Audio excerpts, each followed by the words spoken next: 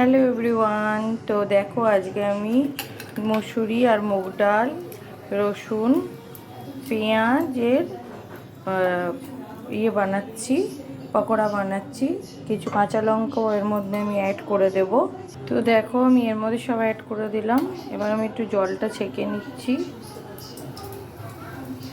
তো এবার আমি এটা পেস্ট করে নেবো একটা। তো পুরো আমি করিনি, একটু আমি আটা আটা টাইপের করেছি। পুরোটা করলে মচমচে ব্যাপারটা আসবে না। চলো এবার পেঁয়াজ কেটে নেব।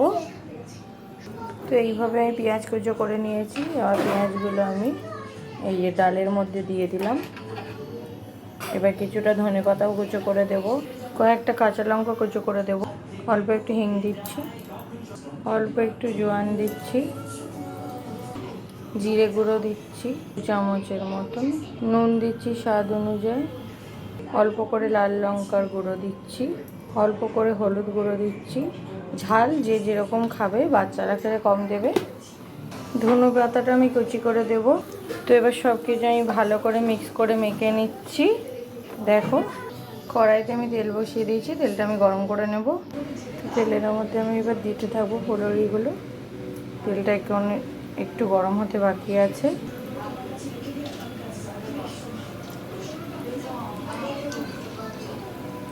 ডালের ফুলুরিগুলো এইভাবে আমি দিতে থাকবো।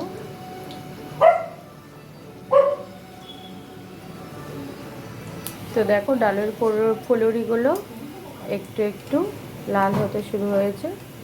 তো আমি দেখছি যদি এটা হয়ে যায় তো পাল্টানো যাবে। হ্যাঁ, এই দেখো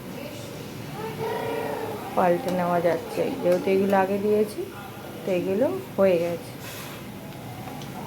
তো এইভাবে আমি সবগুলোই পাল্টে নেব।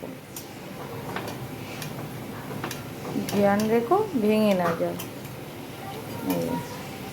দেখো কি সুন্দর উঠে যাচ্ছে। যদি তলায় লেগে না যায় তো এইগুলো তার মানে হয়ে গেছে।